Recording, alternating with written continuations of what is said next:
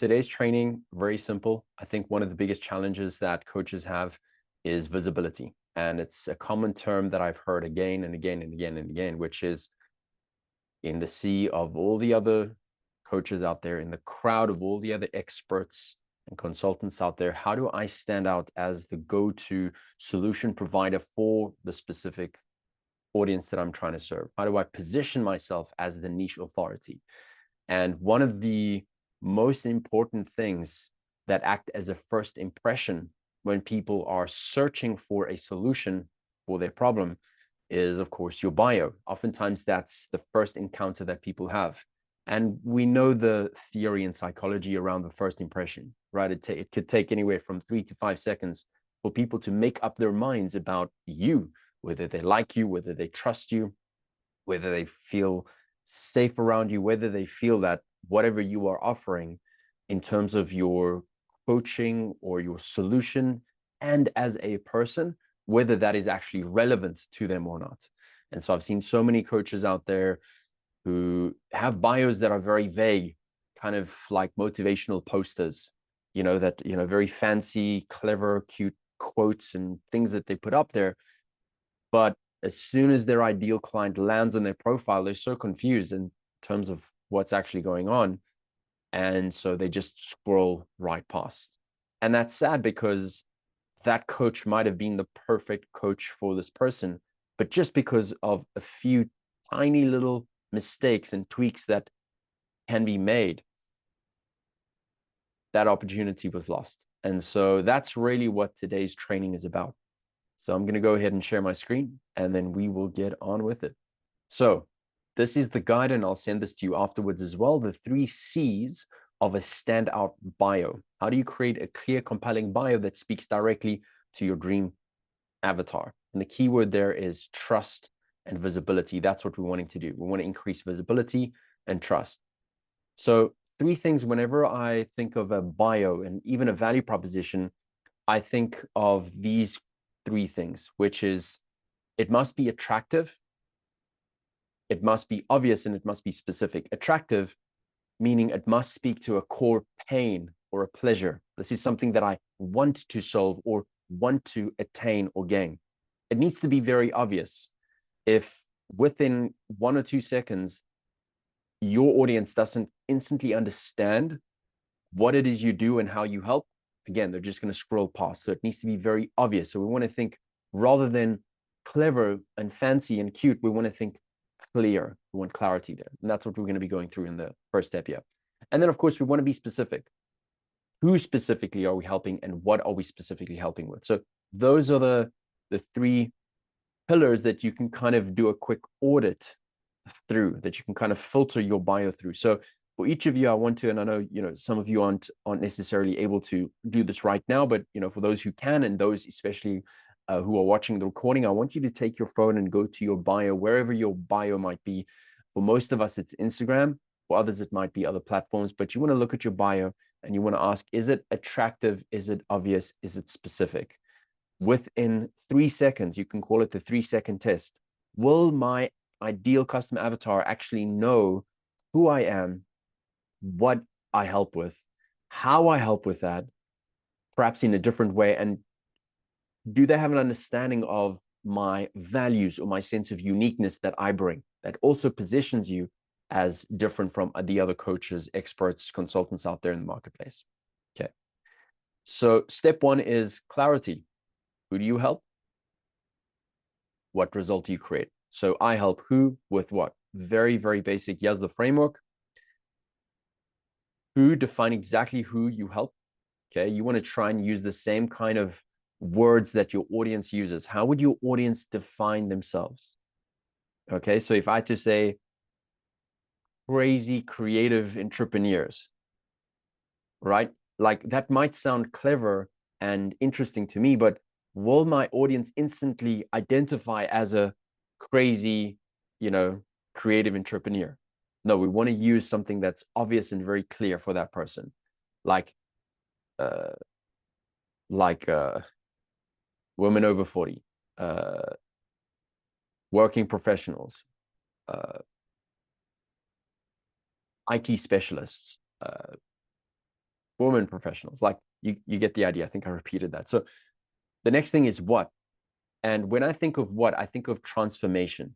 We're trying to invite people on a journey from point A, where they currently are, where they feel stuck, to point B, their dream desire. Okay. And I think we already understand that. So I'm helping them get from point A to point B. Now, I don't necessarily need to say, helping career professionals go from stuck in their job to promoted to senior management. I can even just speak to one of these problems, okay, or one of these points of view. So I help people who are stuck in this, or I can say I help people to achieve this specific thing. And then ideally, without the thing that they hate, when you can show somebody that they can get what they want with you while avoiding something that they hate, it just elevates that value proposition, perceived value, that much more. Okay, so we don't want to underestimate how important this is. And this is one of the offer elements on how to create a high ticket offer that you would see in Alex Hormozi's book, $100 Million Offers. Okay, so very, very powerful. And if and wherever possible in time framing, if I can, within a level of proximate reality and proof, I want to try and declare a value proposition within a certain time frame. So if I can say I can help you get clients in 30 days or 15 days or whatever the case may be, that is a big bonus. Because if I can demonstrate to you, if you're launching out and you want to get paid clients consistently, and I can tell you that I can help you to do that in 14 days, 7 days, 30 days, whatever the case may be, it's far more valuable than if I say I can help you do it in 3 months or 6 months, right? So those are those two components that are really valuable, that increase the perceived value of your brand and therefore also your visibility. So here's an example. I help ambitious women coaches, that's the who, stuck at inconsistent clients, that's point A, land consistent 10K months, that's point B, without salesy tactics, thing that they hate. And I could put their consistent 10K clients in X amount of time. So that's clarity. So if you were to do a quick audit of your bio, do you think you'd be able to pass the 3-second test where people instantly know who you help and what you help with? Right? The without thing you hate and in time frame is just a bonus, but just that, I help who with what specifically. Okay. And the interesting thing is that if it doesn't pass the test, well, then that pretty much impacts all of your marketing, like not just your marketing, your offer, and literally your entire business. If we're not clear on who we help and what we help with, it's going to be very, very hard for us to even know what thing to create that is valuable, or even whether the kind of coaching that we provide is even valuable, or the consulting or the product or service or whatever. And even more so, it's going to be nearly impossible to create messaging that is going to attract those kinds of people. Okay, so we have a life-changing process in coaching or consulting, or the service that we provide, extremely valuable. And we just want to make sure that we're very clear so that the right clients can come and find us. All right. The next thing is credibility. So this is to really back up the first line. So now that I'm clear on who I help and what I help with, I want to have some level of credibility and authority to back that up, because people are asking, okay, this person is clearly the person to help with my problem, but how can I trust them? With skepticism at an all-time high, we want to be able to include these factors that bring in levels of trust and credibility. Okay. And again, this is just the first impression of our brand, but all of these things we want to include continually in different areas of our messaging and our value proposition and our offers, et cetera, et cetera. So these could be things like, let's call them credibility markers. Quick visual proof that you're qualified, experienced, or recognized. So things like featured in or certified, ICF certified, 5 years or 10 years or 15 years experience in, HR or IT or coaching or psychology or whatever the case may be, or helped X amount of, let's put that in as an example here, helped X number of people as an example. So yeah, just some examples: certification, ICF certified, NLP practitioner, awards, features, or experience, kind of what I said before. Like I think of Olga, who was nominated Woman of the Year, I think in Bahrain, as an example. Or maybe even your own unique framework. And that's where a signature framework is really helpful, right? I have a unique method that helps me get clients, or help my clients get clients, right? Without posting on social media or without being pushy or salesy, as an example. So think of what is that unique method or mechanism that you have that helps your clients get these results in a way that's different. So maybe I help people to lose 5 kilograms in 5 weeks without or using the keto diet as an example, without spending hours in the gym, without neglecting their family, as an example. So that's credibility. So as we're going through that, I want you to look at your bio and be honest with yourself and ask yourself, do I have the appropriate credibility markers that back up my value proposition? Essentially this line over here. Okay, so think of those things. Step 3, and this is the last one, second last one actually, is conversion. So you want to have a very clear call to action. One of the biggest mistakes I see coaches, entrepreneurs, service providers, anyone out there wanting to monetize what they do is that they have a million links, right? Or even if they have 3 links. I would say for every additional option that you present somebody with in terms of an action to take, it literally divides, it halves, decreases by 50% the chances that they're actually going to take action, because a confused mind hesitates. Okay, so we want to give a very clear one-step thing. And I think oftentimes what we do is we want to, have our whole profile. We want to ensure that, the audience, our lead, has all of the options to go to. Okay, but our lead isn't looking for all of the options to go to necessarily. They want one specific action that they can take. And that might be different for different people, obviously different coaches, and also the different contexts of where you are, your experience, etc., etc. Okay, so you want to end your bio with a simple next step that makes it easy for people to take the next step with you. So if you're optimizing for starting conversations, which I recommend if you are starting out, very, very important.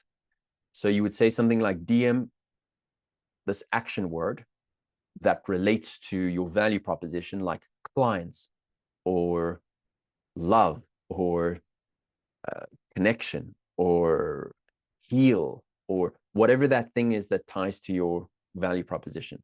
So DM the word, action word, whatever that word is, to get started. Okay. Then there's another one, which is optimize for consuming your signature framework for results. So on average, it takes about 7 hours of content consumption. On average, it's not the case for all people and all leads, but on average, for people to make a buying decision with you. So just let that sink in. 7 hours of content consumption. So oftentimes when I can tell if somebody's an ideal kind of client and there's a level of hesitation or perhaps trust, then oftentimes I know, okay, they need to spend more time in my content ecosystem. And one of the quickest ways to accelerate that is by having them watch your free masterclass. Now, oftentimes that is enough, and that has been by God's grace. And, I'm thankful for this. For the most part, that has been enough for somebody to, paired with obviously our one-on-one call and that kind of thing, has been enough for a certain percentage of people to convert into clients. And so your signature framework in a masterclass or a workshop, you don't have to get really fancy about it, but having something that explains your signature framework step by step. And then also you can include your story and that kind of thing. And if you're unsure of exactly what that looks like, just check out my masterclass. I think that's a good example of what that might look like. So a free masterclass, and you can have a link there, right? And then from that masterclass, there's an option for people to book in a call with you as well. Okay. And so those are the two main ones. Yeah. So you always want to give one clear direction and use an action verb and a low friction offer. Okay. So basically DM this word. It's very easy to do that, to DM the word clients. You're not going to say, DM the word client acquisition system as an example. Like, make it super easy and super attractive. Then as an optional, which I highly recommend, and this could kind of be seen as the fourth C, which is connection. Again, in a world that is more skeptical than it's ever been before, people are craving connection. They're not looking just for another expert to tell them what to do or guide them. They're looking for somebody that they can relate to. So you want to think about the human side of your brand. You want to make your brand feel human and relatable. It's part of what makes people choose you, because they relate to you and your values over other people. Because fundamentally, as we know, people like themselves. And so, yeah, are just some value markers. For example, God and family first, or living for the king, or my values are personally faith, family, and freedom. And so I tend to attract people who resonate with those values. I tend to attract people who perhaps also have children, as an example, right? It could be other everyday small things, like if you into veganism or into health, or if you love traveling, or you love Rolex watches, or you have some like funny hobby or something that people might relate to. We don't want to get too crazy with it. And that's why, for example, I don't include in my bio that, I used to play bagpipes, because that would just be crazy and kind of irrelevant. So we want something that's going to relate to the people that we're wanting to serve. All right. This creates warmth and emotional resonance and helps your ideal clients see themselves in you. Wow. I totally get this person. That's like, I get it. I relate to them. I feel the same, so you want to have that kind of response. And when people feel that sense of likeness, that we are alike, psychologically, they feel this warmth and that they can trust this brand. Okay, so we don't want to underestimate this fourth C. Here's an example that I just made up. Rana Khalid, relationship coach for GCC women. Okay, so we can see that's quite specific, which is good. So her name might be relationship coach for GCC women. So this is a cool hack that you can do. Instead of just putting your name there, enter something that is searchable and relates to what your ideal clients might be looking for. Okay. And then the first line in your bio: helping ambitious Arab women in Saudi Arabia and the UAE attract healthy love without losing themselves. Okay, so that's very clear. I help who with what without this thing. And you could even say in X amount of days, all right, as an optional. She's ICF certified, so that's a credibility marker. 10 years experience as a counselor. Okay, that's a credibility marker for me. I'm like, wow, that's okay. That's, she's like, that makes this one line stronger and a very clear call to action. Why does this work? Clarity. Speaks exactly who she helps and what result. Credibility, awards and experience. Connection. She's regional. There's a sense of cultural relevance. And then conversion, which is a clear call to action. So that's just a quick little audit that you want to do. Clarity, credibility, connection, and conversion. Those are the 4 elements through which you can do an audit on your own bio, and which I encourage you to do at the end of this call. We're just going to end off with a couple of examples here. So for example, this is mine. I'm going to switch here. You can see, so when somebody lands on my page, I'm not looking for quantity, I'm looking for quality. I want the vast majority of my followers to be actual leads, okay? And I've seen a lot of coaches out there actually begin to remove their followers or get really excited at first because a post went viral and they got tons of followers, but oopsie, those followers aren't really, aligned with whatever the thing was that went viral. And so they're trying to remove the followers so that they can correct the algorithm. Okay, so that the algorithm's not just attracting more of the wrong leads. And then that's obviously driving up your ad costs and the time it takes, and it just gives you a bit of a headache. So you want to have followers that ideally are mostly your ideal clients, that are leads. So when they land on your profile, well, firstly, when they search you. So if I am searching, I'm thinking of search terms, right? Like, so if someone's doing a, almost like a Google search, in this case, it would be a search on Instagram and the other platforms, like ICF coaches, okay? Client attraction, okay? So like, this is what I'm looking for. It used to be business mentor. I'm currently testing this out, right? So these are the things that, the kind of search terms that your ideal client would have in their mind, so that when they search it, you are findable. You want to be findable, okay?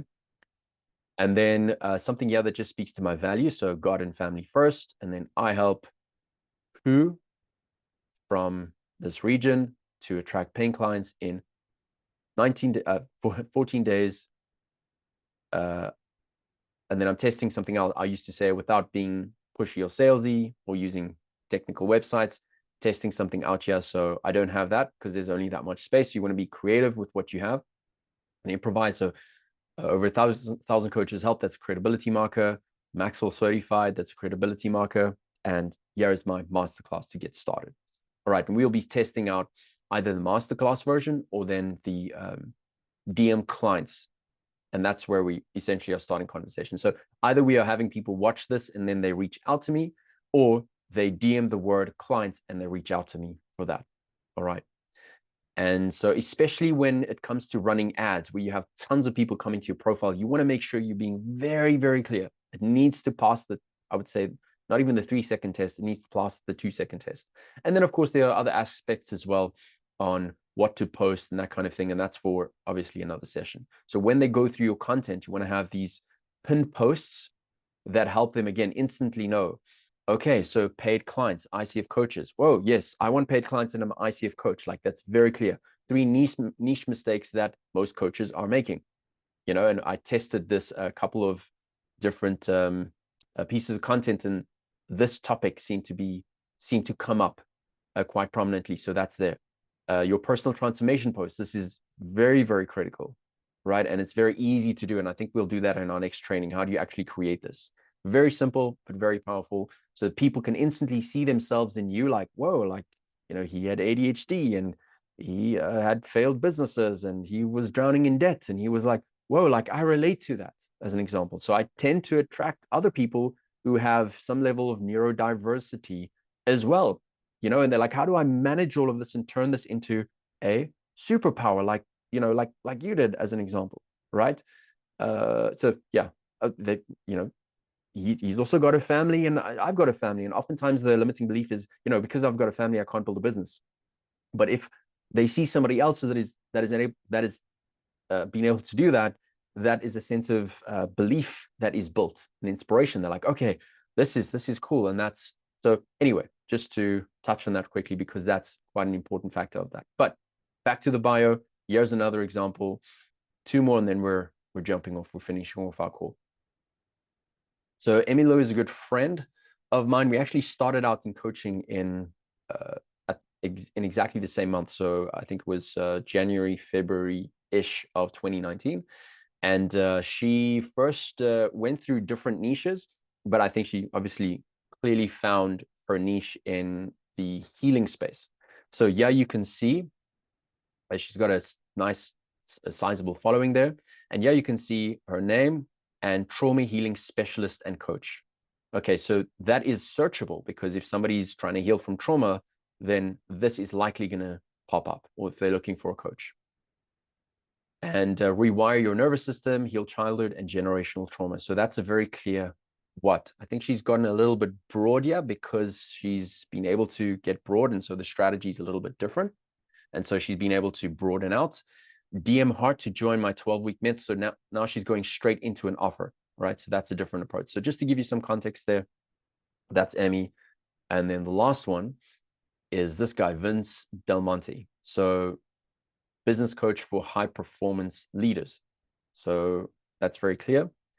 And I help who impact driven coaches with what? Scale with conversion systems.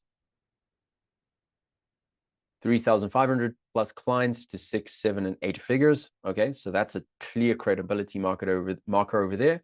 Clear call to action. DM me for private mentorship details. And then he's got two links, or actually 3, which obviously I wouldn't recommend. But again, these are just general principles that we're looking at. In general, if we have more options, the likelihood that people take action is less. It doesn't mean that it's not appropriate or that people can't make it work necessarily. All right, so we want to have some level, some room of deviation to the rules and the principles. But I think when starting out, I think it's good to just start with things that you know are have proof behind them psychologically. All right. So those are those 3 examples. Here's a quick audit that you can do on your bio that I encourage you to do right after our call. So does my bio have a clear who?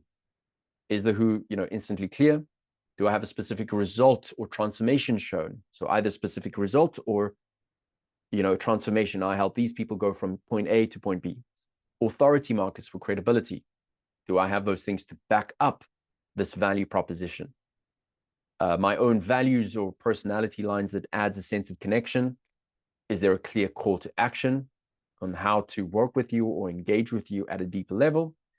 And does your bio fit your ideal client's language and aspirations? That's really, really important. It's so easy to describe what we think they want in our language, but then not their language. And so we're trying to say something, but they're not understanding it. And if somebody doesn't understand something, they're not going to come to us. And then always be sure to test and refine. And so you'll see some of the most successful coaches out there, like even this guy as an example. I mean, I've seen his bio change multiple times, right? And obviously he's testing and refining. And so it's by no means like set in stone. This is my bio. You want to be testing out different things. Okay. Does it speak to your avatar's language and not just your own jargon? Ask, would your dream client feel seen reading this? And then you want to refine monthly as you learn more about your audience. That's the training for today. And that is the 3 C's of a standout bio.